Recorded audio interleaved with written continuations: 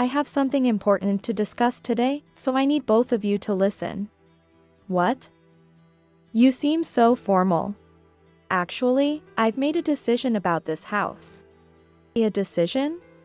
I was thinking about what she could have possibly decided on her own about our house. Anticipating something unreasonable, I waited for her next words. I sold this house to my daughter and her husband. Ha! What? Eric was arguing that the proposal from his parents and sister and her husband was unreasonable. But for me, after hearing their conversation, I felt foolish for trying to maintain a harmonious relationship with them. Discussing who owns the house or who is paying the mortgage seemed pointless, as they would likely just do as they pleased. Then shall we move out? What are you saying? This is our house. We don't need to leave. Eric turned to me, looking surprised. I spoke to him in a voice only he could hear. I have an idea. Let's teach those selfish people a lesson. Okay. I trust you, Tracy. Tell me your idea later.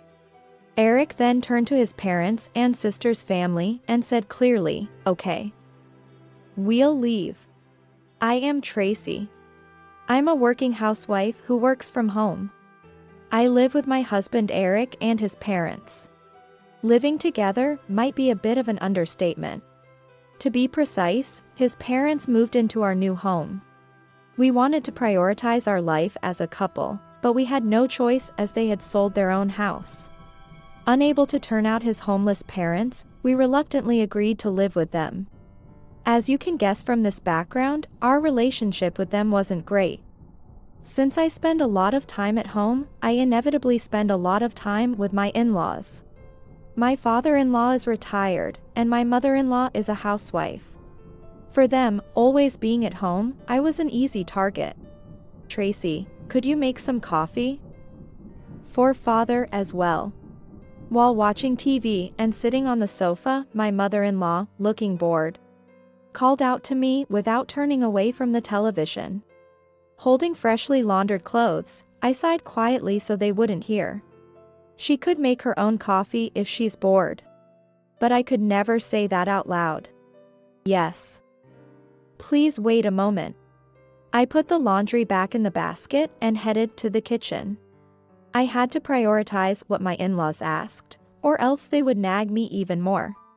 Despite the hassle, this was the least harmful way to deal with them. I made coffee in their cups and placed them on the living room table.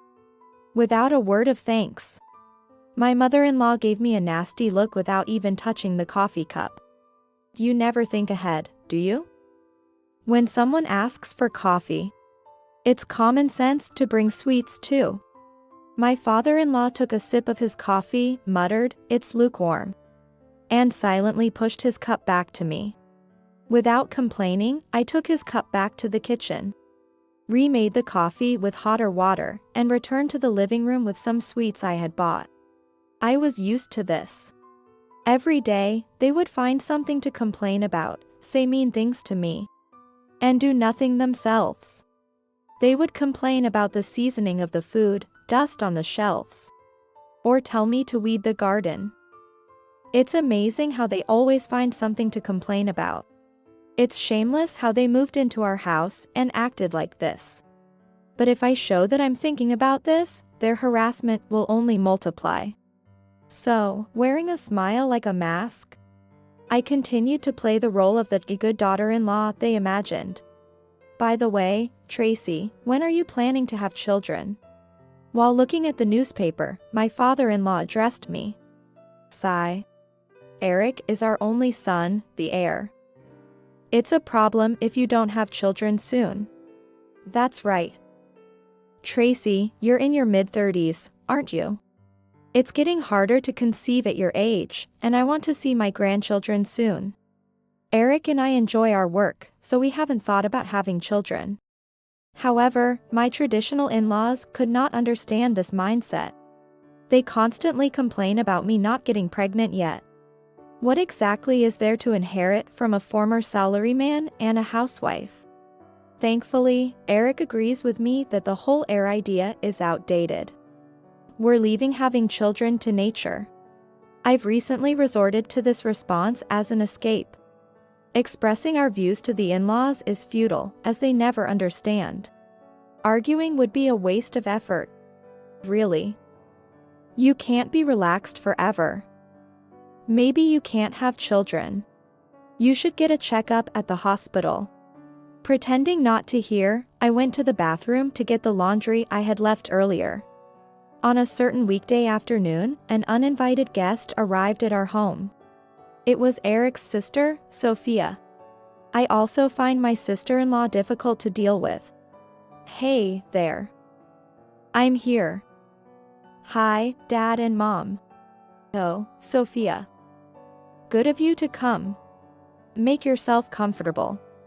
I'll say it again, this is mine and Eric's house.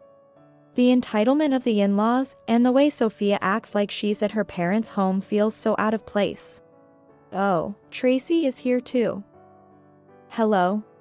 My sister-in-law acknowledged my presence with a lackluster greeting.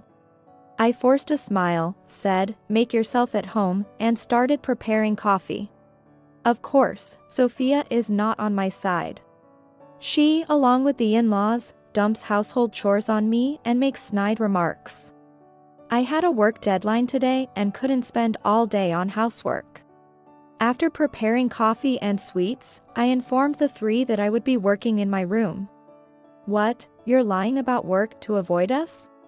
You're just playing on the computer, right? Work means going out and sweating it out, not staying at home. As expected, they ranted about my work-from-home job. At first, I tried to explain, but it was useless. They never tried to understand my work. You're living off Eric and playing around all day. You're failing as a wife. Exactly. You're too arrogant for a wife. But hey, if you're really working, you must have some savings, right? Lend me some. Sophia grinned and held out her hand to me.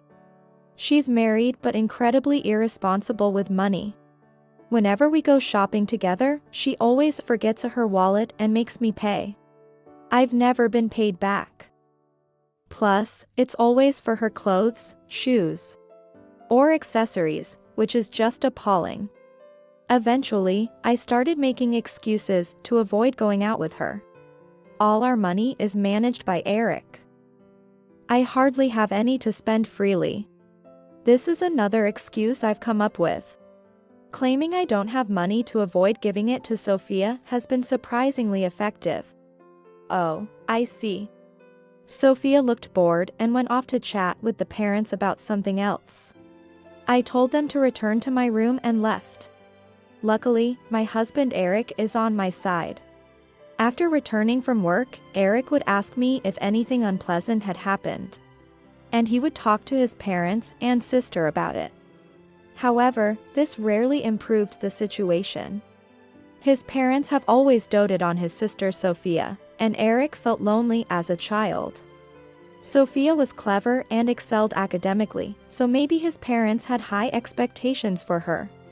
Eric wasn't a poor student, but he was always compared to Sophia and probably felt inferior. Moreover, Sophia has always been selfish, never satisfied until she gets what she wants. She even took away the gaming console and games Eric had saved up to buy. Even when he complained to their parents, they would just say, "If your sister wants it, let her have it." The game and the money never came back. Repeated incidents like these made Eric lose his patience with both his parents and Sophia. After graduating from college, he left home and kept only minimal contact. In the midst of such a relationship, our cohabitation with his parents began, almost forcibly. Eric seemed exasperated. "Tracy, I'm sorry. You have to spend a lot of time with my parents, right? Is it tough for you?" Honestly, it can be difficult on days when work is tough.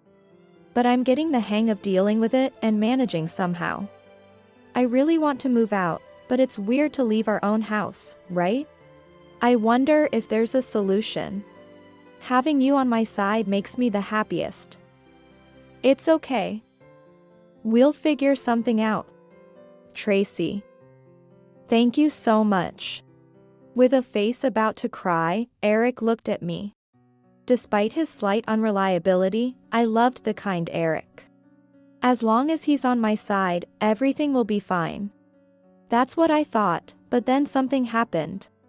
One weekend, when both Eric and I were off work, we were in the living room with his parents. His mother started the conversation. I have something important to discuss today, so I need both of you to listen. What? You seem so formal. Actually, I've made a decision about this house. A decision? I wondered what she could have possibly decided about our house. Anticipating something unreasonable, I waited for her next words. I sold this house to my daughter and her husband. Ha! What? Stunned by her unexpected words, I was speechless. Eric was gaping in disbelief. Then, without ringing the bell, Sophia and her husband entered the living room. Hey, there. Oh, are you already starting the talk? Perfect timing. We were just beginning. Great timing. So, you two, this house is ours now, so get out. Ha! Mother-in-law and Sophia grinned, gesturing dismissively at us. Sophia's husband didn't say anything but looked at us with an unpleasant smile. That's the situation. We don't need a useless couple like you. We're going to live here with Sophia and her husband. You two are redundant. That's right. Thanks for building such a nice house. Eric argued that the proposal from his parents and sister and her husband was unreasonable. But for me, after hearing their conversation, I felt foolish for trying to maintain a harmonious relationship with them. Discussing who owns the house or who is paying the mortgage seemed pointless, as they would likely just do as they pleased. Then shall we move out? What are you saying? This is our house. We don't need to leave. Eric suddenly turned to me with a look of surprise. I whispered to him so only he could hear. I have an idea. Let's give those selfish people a lesson.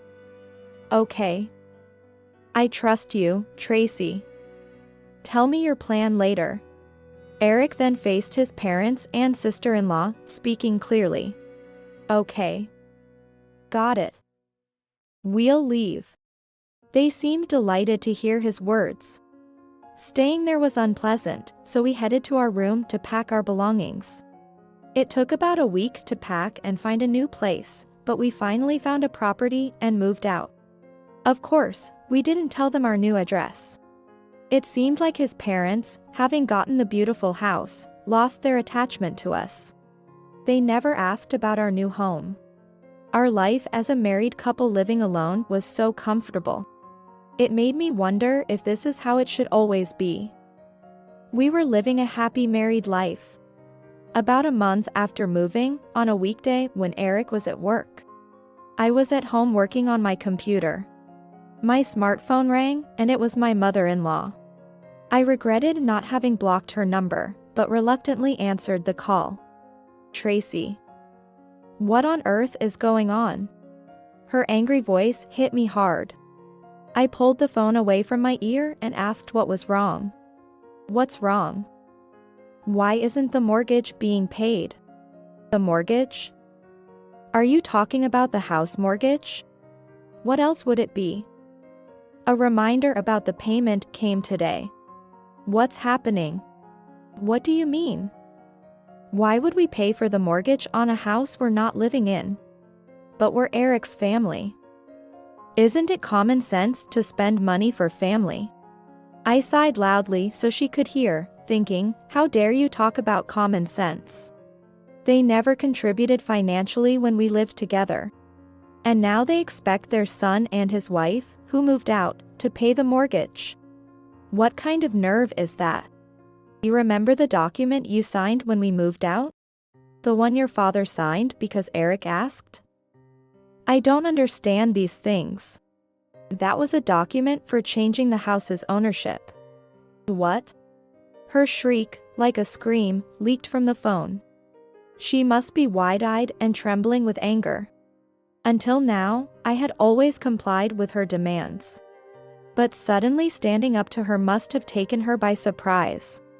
There was no comfort in her words. It makes no sense to keep the house in our name when we're moving out. Since the ownership has changed, it's obvious that we have no obligation to repay the mortgage. How could you trick us like this? I won't forgive this. Are you happy belittling us? You really do have a nasty personality. It's their fault for signing something without checking. I knew explaining the logic would be pointless. They never listen. I had decided to stop appeasing my in-laws. I will not yield. The method to punish the in-laws, I told Eric about the day we decided to move, was simple. Stop all financial support. My retired father-in-law obviously had no income, only a pension at most. My mother-in-law, a housewife, was the same. Sophia's husband was a company employee, but Sophia only worked part-time. Supporting 4 adults and a house mortgage on his salary alone would be quite challenging. Eric and I were both working, so we had some financial leeway. Anyway, we are not going to pay the mortgage. The house is in your father's name, so please handle it yourselves. Wait a minute, Tracy? Don't hang up. The conversation isn't over yet. I have said all I needed to. Excuse me. Although my mother-in-law seemed to be saying something else, I pressed the end call button. I ignored the numerous calls that followed. I wonder if Eric also received calls. These people are such a nuisance. Half in disbelief, I resumed my work. About 2 weeks after my mother-in-law's call, on a weekend, Eric and I were enjoying our leisurely day. As indoor types, we like to spend our days off watching movies at home and sipping slightly more expensive coffee than usual. However, our peaceful weekend was disrupted by a call. Eric's smartphone rang. It was Sophia. Eric looked clearly annoyed, but he decided to answer. He put her on speaker so I could hear the conversation too. Hello? Finally, you answer. What's with ignoring me, Eric? I'm busy, unlike you. What do you want? I need to borrow some money. No. Why not? I've lent you money many times before, and you never paid it back. I don't have any more to lend to someone like that. There was a moment of silence from Sophia. She had never begged Eric for money before. She always targeted me. She must be confused about how he knew. Did you think I didn't know? I'm aware you've borrowed money from Tracy several times. What? Did Tracy tell on me? That's sneaky. Are you in any position to say that? It's entirely your own fault. You shouldn't be complaining about others. How dare you speak to me like that, Eric? So arrogant.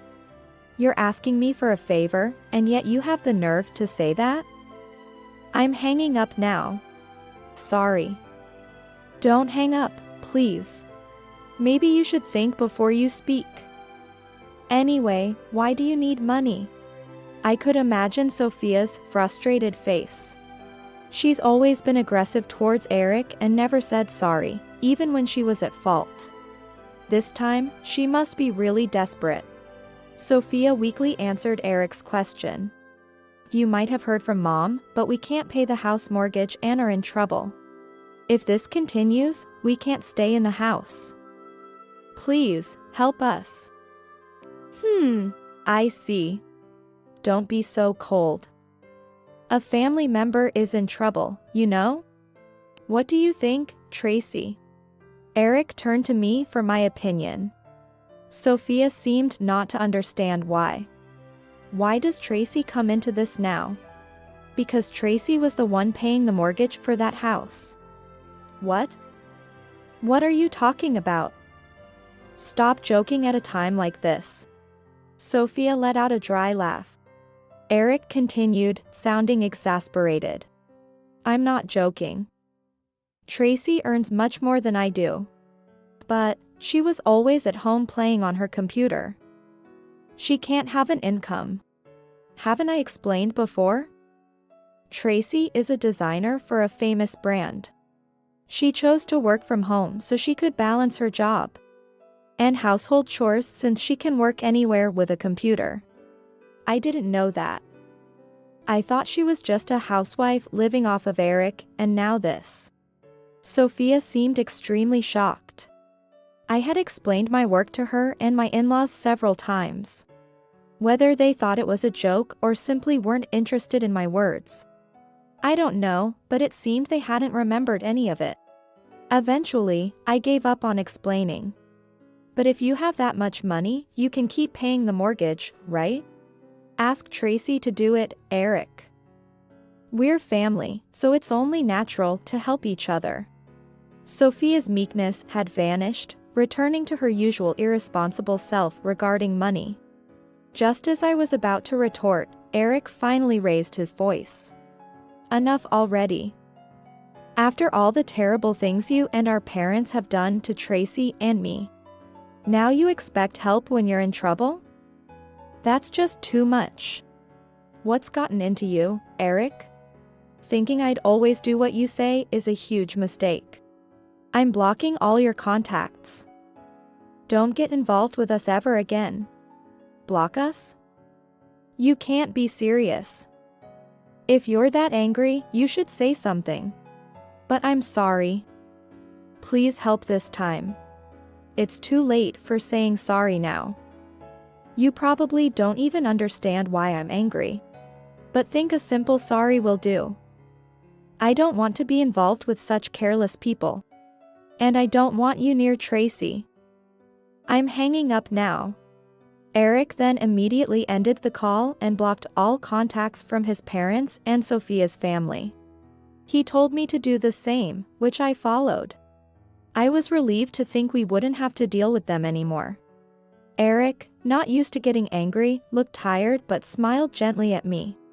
One evening, Eric came home from work looking very tired. Welcome home. You look exhausted. Are you okay? As I prepared dinner, I spoke to Eric. He sighed while taking off his suit, a sound somewhere between a sigh and a response. Actually, today my parents and sister stormed into my office. What? Why would they do that? I guess they wanted to see you and get some money. But since you work from home and they don't know where we live, they probably decided to come to my office. So, they came to your office just because they wanted money? Yeah. We sat down at the dining table, continuing the conversation while eating. The receptionist told me I had visitors.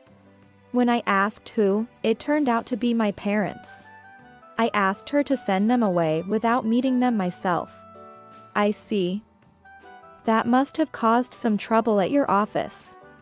After that, they caused a scene, shouting about how I had abandoned my family and demanding money. The receptionist said they couldn't handle it alone, so security called the police. They've been instructed not to let them into the building again. Police involvement. But I'm glad the company is handling it. Eric smiled sadly, acknowledging that they were still his blood-related family. It must be more complicated for him than I can imagine. But they brought it upon themselves. They should reflect on their actions. The thing that upsets me the most is how they hurt you, Tracy. I was surprised by Eric's words. Despite saying I was okay, the in-laws' actions had deeply hurt me. But Eric didn't just take my words at face value, he truly cared about me. With him, I felt I could stay together and trust him. Thank you, Eric. Thank you, as always. The in-laws, after storming into Eric's office, were severely scolded by the police. It was just a stern warning this time, but they were told they could be arrested if they did it again. Since then, they haven't shown up at his office. Eric seemed relieved that they might not come anymore. He had also heard about the in-laws' situation from a relative. Apparently, Sophia and her husband couldn't cover the mortgage with their income alone and had to take out loans. Fearing the mounting debt, they eventually sold the house. The in-laws, not good at housekeeping, had let the place become a mess. Despite being a new house, the appraisal value was quite low. With no other way to pay off the debt, they sold the house but couldn't cover the entire loan amount, and are now living in a cheap apartment. I made sure to tell my relatives not to share any information about us. Everyone's fed up with their actions, and no one's willing to help them. I think that's for the best. I don't want to be involved with them anymore. Me neither. Our new home was actually a high-rise condo, chosen for its excellent security in case the in-laws tried anything. With a concierge on duty, we asked them to turn away the in-laws if they ever appeared. Just thinking that we didn't have to interact with them anymore made me feel much lighter. Our lives continued to be work-focused, but we cared for each other and enjoyed our time together. Eric helped with household chores, and we relaxed together on weekends or occasionally went shopping. The happiness of sharing time just as a couple was immense. I hoped this life would last forever. That was my wish.